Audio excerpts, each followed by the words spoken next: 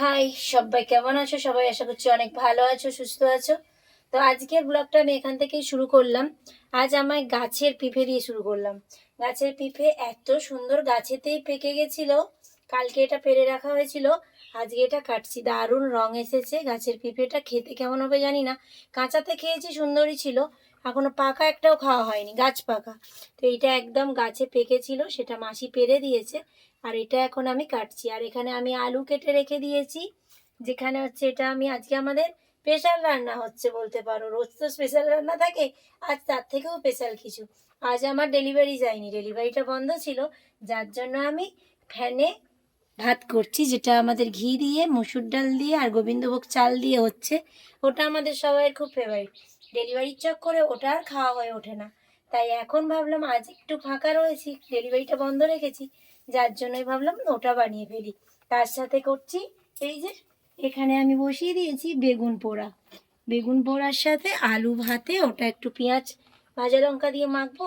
বেগুন পোড়াটা কাঁচা লঙ্কা সর্ষের তেল দিয়ে কাঁচা পেঁয়াজ দিয়ে মেখে নেবো। ওটা দিয়ে আজকে আমাদের খাওয়া জমে যাবে। পেঁপেটা কেটে রেডি রেখে দিই, খাওয়ার পরে খাওয়া হয়ে যাবে। এখন আছি দোকানে, তখনের পর আর আসা হয়েছিল না। আর এখন দোকান একদম ফাঁকা। বর্মশাই গেছে বাবুকে আনতে, মানে টিউশন থেকে। ও এলে আমিও বাড়ি চলে যাব, কেননা সেরকম কাস্টমারের চাপটা নেই, ওর জন্যই। আর এখন চলো রুটিগুলো প্যাক করে রাখি, বর্মশাই এলে ডেলিভারি করে দিয়ে আসবে। দোকান বন্ধ কমপ্লিট, আলোগুলো অফ হবে। ওখানে বাড়ি যাওয়ার জন্য ব্যাগগুলো সব গোছানো হয়ে গেছে। আর দোকান গুছিয়ে যা কিছু, মানে আমাদের দোকানের জিনিসপত্র, সেটা মার্কেটের ভিতরে রাখা হয়। সেটা বর্মশাই আর মেয়ে মিলে গেছে ভিতরে রাখতে। এখানে আমার কিট্টু দাঁড়িয়ে আছে। আর মার্কেটটা, চলো মার্কেটটা একটু দেখিয়ে নিই তোমাদের। মার্কেটের অ্যাকচুয়ালি ভিতরেই আমাদের দোকানটা রেন্টে নেওয়া, তার সাথে সাথে এই জায়গাটা আমাদের পাওয়া। তো ভিতরে সব কিছু জিনিসপত্র গুছিয়ে রেখে আসতে হয়, যেহেতু বাইরে এটা খোলামেলা, ওর জন্যই। এটাই হলো মার্কেট, যেখানে ভিতরে হচ্ছে বাবু আর বর্মশাই ওই দূরে দেখো ভ্যানে করে মালটা রেখে, ভ্যানটা এখন ভ্যানের জায়গায় রেখে চলে আসবে। আর ভিতরেও একটা ক্যাফে রয়েছে, যেটার আলো এখানে ভিতরে জ্বলছে। আর এর ভিতরেই রাখা হয় জিনিসপত্র। চলো এখন বাড়ির দিকে রওনা দেওয়া যাক, অনেকটা রাত হয়ে গেছে, প্রায় 11টা বাজতে যায়। ফাঁকা ফাঁকা, কদিন ধরেই কাস্টমার নেই, ফাঁকা ফাঁকা, একদম ফাঁকা লাগছে। এই জায়গাটা, এই রোডটা খুব সুন্দর, জানো তো, আমাদের দোকানের সামনে রোডটা দারুণ। এবার বাড়ি চলো, এত দেরি করে ওর গাড়ি নিয়ে বেরোবে। আর আমি আমার কিট্টুকে নিয়ে নিয়েছি, আমার কিট্টু চালু হয়ে গেছে। কিট্টুটা বড্ড ধুলো পড়েছে, পরিষ্কার করার টাইম হচ্ছে না। কিট্টুটাকে সারাতে হবে, একটু ডাক্তার দেখাতে হবে। চলো, আমি আর বাবু রেডি। আমি আর বাবু একদম রেডি হয়ে গেছি বাড়ি যাওয়ার জন্য, তাই তো? মুখ লুকাচ্ছিস কেন? হ্যাঁ, কী কারণে? চলো বাড়ি যাওয়া যাক।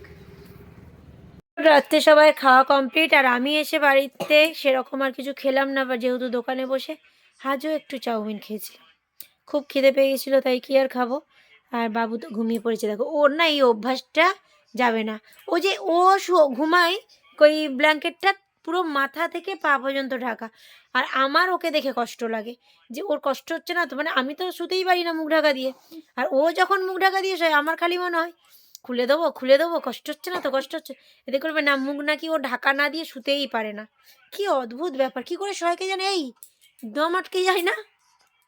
খোল, খুলবে না, ওই রকমভাবেই ঘুমাবে। আর নাক ডাকবে, বাপরে বাপ, এই বয়স থেকে যা নাক ডাকে। তেমন দেখতেই পাচ্ছ, মানে রাস্তা ধোয়ানোর কাজ করছি, হাঁপিয়ে গেছি। গোটা উঠান ধোয়ানো হয়ে গেছে, এদিকে পুরো ধোয়ানো কমপ্লিট।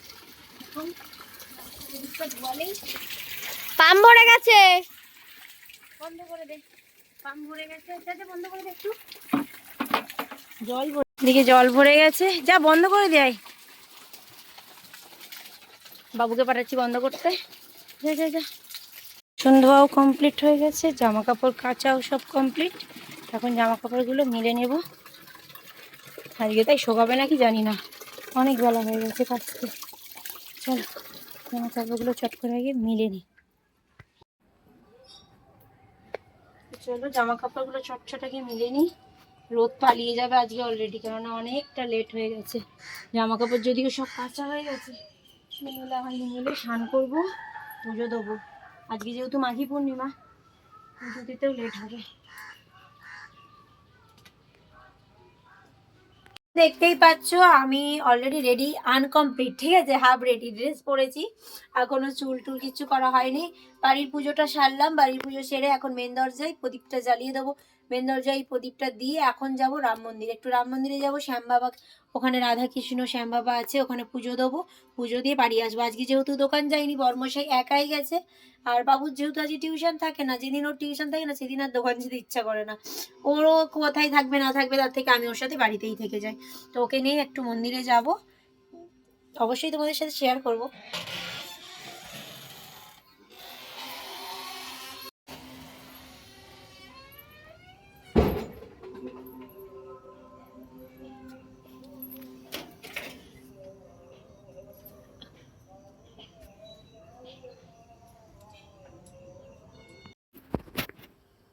এখন এখন দেখতে পাচ্ছ ফুল রেডি, আর এখন যাব মন্দিরে, গিয়ে পুজো দিয়ে আসবো।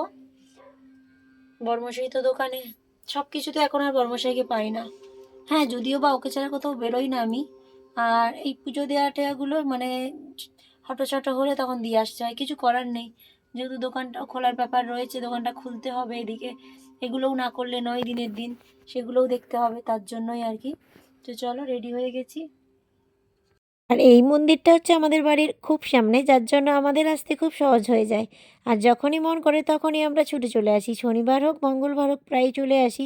আর মাঝে যখন এই যেমন মাঘী পূর্ণিমা আজ চলে গেলাম দর্শন করতে। আজ সবাই দর্শন পেয়ে খুব ভালো লাগছে। আর আমি গেছিলাম মন্দিরের ভিতরে, বাবু ঢুকতে পেরেছিল না মন্দিরে, কারণ একটু কারণ ছিল, যার জন্য মন্দিরে প্রবেশ করেনি, বাইরেই ছিল। আর আমি মন্দিরের ভিতরে প্রবেশ করে পুজো দিয়ে দিলাম শ্যাম মন্দিরে, শ্যাম বাবার কাছে পুজো দিয়ে আমি যখন রাউন্ড করছিলাম, ও যে ভিডিও করেছে আমি সেটা জানতাম না। আমি যখন ভিডিওটা এডিট করতে যাচ্ছি, ও দেখছি বাইরে দাঁড়িয়ে দাঁড়িয়ে এগুলো সব ভিডিও করেছে। ভালো লাগলো, তার জন্য এগুলো শেয়ারও করলাম তোমাদের সাথে। ভিডিওটা ভালো লাগলে অবশ্যই লাইক কমেন্ট শেয়ার করতে ভুলো না। আমি অনেক দিন পর আবার ব্লগ শুরু করলাম, ব্লগ করা ছেড়েই দিয়েছিলাম টাইমের অভাবে। তো ভাবলাম এখন আমি রিয়েল ভয়েসেই ব্লগ করবো, যাতে আমার এডিট করতে সুবিধা হয় এবং তোমাদের সামনেও পৌঁছাতে পারি প্রত্যেকটা ভিডিও এবং প্রত্যেকটা কাজকর্ম আমার। আমাদের পুজো দেওয়া কমপ্লিট, প্রত্যেক জায়গায় দর্শন কমপ্লিট, শ্যাম বাবা থেকে বজরংবলী থেকে শুরু করে সবাই দর্শন হয়ে গেছে কমপ্লিট। আর লাস্টে ঝাল লেগেছে, হ্যাঁ, অথচ ওটাই ঝাল দেয়নি, তাও ঝাল লাগছে। ঝাল লাস্টের চারটাই ঝাল আছে, ও আমারটাই না, এই দই ফুচকাটাই ঝাল আছে, খা। ওর জন্য আবার এক্সট্রা করে ফুচকা নিতে হলো বিনুন দিয়ে।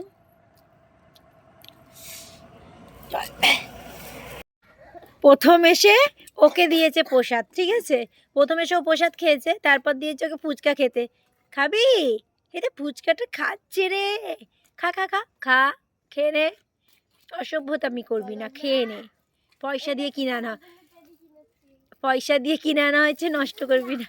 ও দেখছে, দেখো লালু, লালু দেখছে, লালুকে দে, মার দে দুটো চপ্পল।